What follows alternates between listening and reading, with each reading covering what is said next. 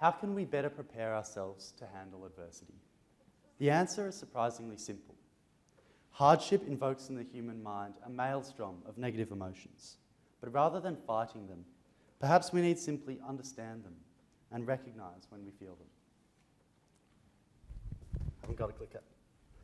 This is Belgian naval officer and explorer Adrien de Gerlache. This is where de Gerlache found himself on the 28th of February, 1898.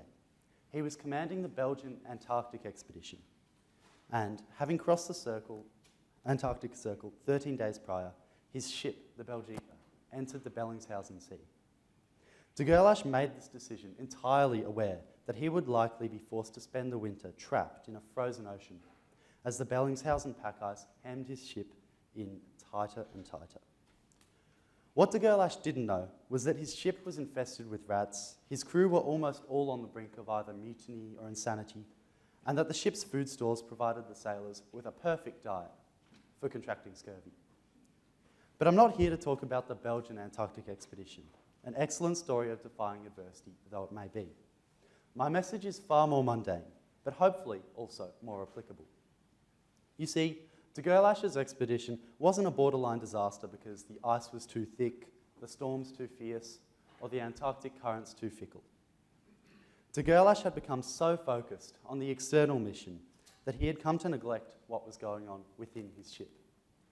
And if you'll permit me the somewhat tenuous analogy, I think this is the sort of error we tend to make in modern society when facing personal hardship.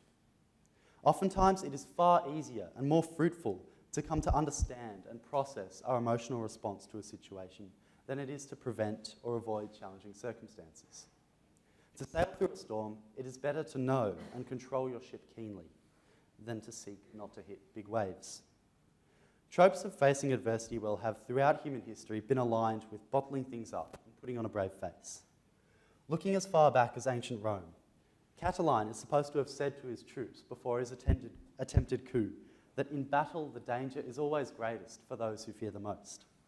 Even to feel the emotions that accompany hardship was once viewed as puny, even contemptible. This is doubtless associated with problematic conceptions of masculinity. Of course, we now know that this naive approach to tackling adversity just allows our negative emotions to grow unchecked. In the 21st century, we have moved forward to more helpful schemata for tackling difficulties, talking to people, sharing our struggles, allowing many hands to make light work. This is a good change and an important one. However, I think we risk leaving behind the notion of resilience. Perhaps that is a consequence of toxic masculinity poisoning the definition of resilience, twisting it to mean ignoring problems, feeling no negative emotion in the face of challenges. This, in my mind, is not what resilience is. This is a pretense. Instead, I would seek to define resilience in line with introspection. In my experience, a big part of dealing with challenging emotions and circumstances is understanding exactly what it is we are feeling. If you like, my position can be seen as a synthesis of these two polar approaches to problem solving. Not denying our emotions, nor being swamped by them, but learning to analyse them in a detached manner, and then really digest them once we recognise them for what they are. Whilst the ongoing death of resilience in our society is, in my opinion, a justified rebellion against the hypermasculine tropes we inherit from antiquity, I think it's worth noting that becoming more reflective and knowing yourself better is helpful regardless of your gender, age, social standing, or anything else. This sort of self-reflection probably sounds very abstract, but I think it can be directly helpful to us in challenging circumstances for two reasons. The first is quite obvious.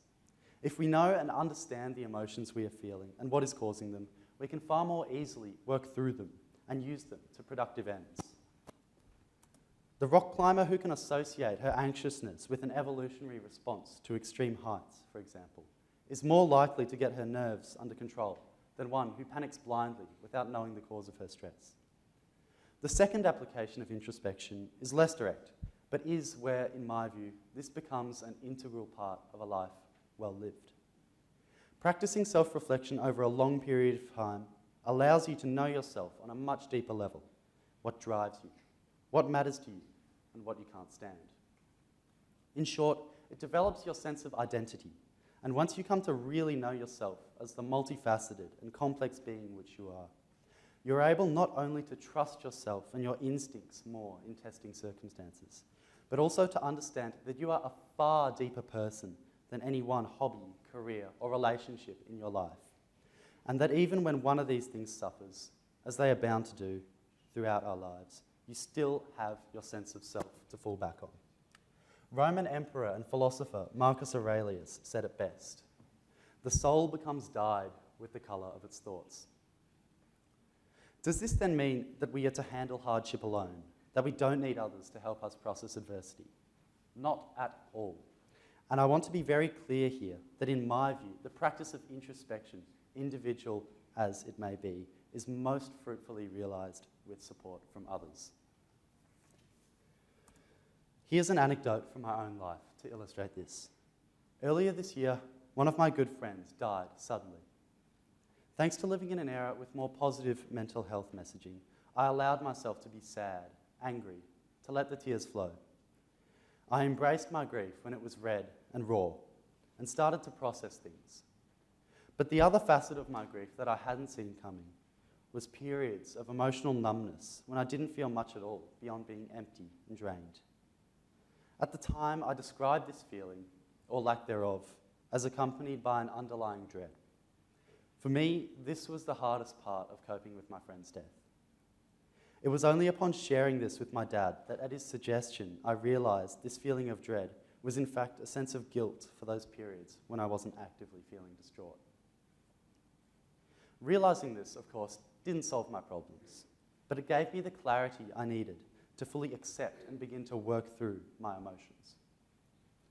So we've discussed what introspection is and why it's important. How do we accomplish it? How do we live an introspective life? In short, just do more thinking. But of course, it's never quite so simple. Self-reflection is difficult, and it requires a consistent and committed effort to learn anything profound about yourself. It requires a certain frame of mind.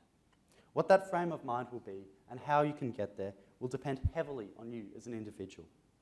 I think the closest I can get to any concrete advice in this sphere is to share 3 examples of how I try to make my life more introspective. Number 1, look at trees. This one kind of speaks for itself. Trees are really cool. We see them everywhere and tend to forget just how mesmerising they can be. Their leaves flutter and sway in the wind like a school of fish.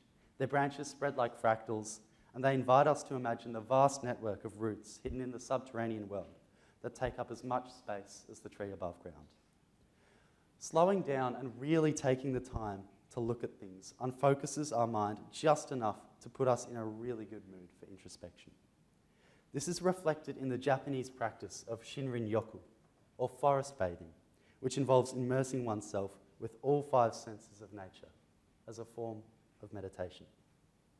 Clouds are really cool too. Number 2, find your rhythm. To quote Mickey Hart, drummer of the Grateful Dead, one too many. Life is about rhythm. We are a rhythm machine. For me, running is the rhythm that clears my brain and frees me. And I have many of my better insights while I'm on the jog. You might get your rhythm from music or woodwork. Whatever your thing is, I think you'll know when you've found it, and your mind will be freer for having it in your life. Number 3, buy an alarm clock. This is the most effective lifestyle change I have made to become more in tune with my inner life. No one ever came to know themselves better by scrolling through TikTok or reading their emails. And once you remove the phone from your room, you'll come to value deeply those moments in bed before you doze off, during which you have a chance to reflect on the day that's been and the one to come.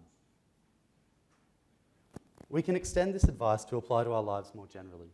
The temptation is always great to glance at our phones while we wait for the tram, between classes or meetings, while we eat our breakfast. Come to embrace these small moments of boredom, and you'll find that they provide you with some of your best opportunities for introspection. The modern world will seek to pull you away from an introspective life as we try to optimize every moment for productivity, efficiency. Beware, for when the going gets tough, you'll need what's up here. And if you can rely on your mind, you've found your most perceptive psychologist, your most loyal ally, and your most loving friend. That's just about all I have to share, but nobody likes a cliffhanger, so let's return to our friends on the Belgian Antarctic expedition. On the 17th of May, the Belgica entered a 66-day-long Antarctic darkness, during which illness and insanity, coldness and claustrophobia, monotony and mutiny ravaged the first humans ever to spend a winter south of the Antarctic Circle. Miraculously, however, all but one of the crew survived the cruel, endless night, and eventually the Belgica was able to free itself from the clutches of the pack ice, due almost entirely to the ingenuity of one man, the ship's physician, Dr. Frederick A. Cook. I'd like to leave you all with a quote from his book, Through the First Antarctic Night. There is always a stimulus for an endless series of interesting observations. It is these tempting studies which lift the spirits above the even plane of white monotony. Thank you.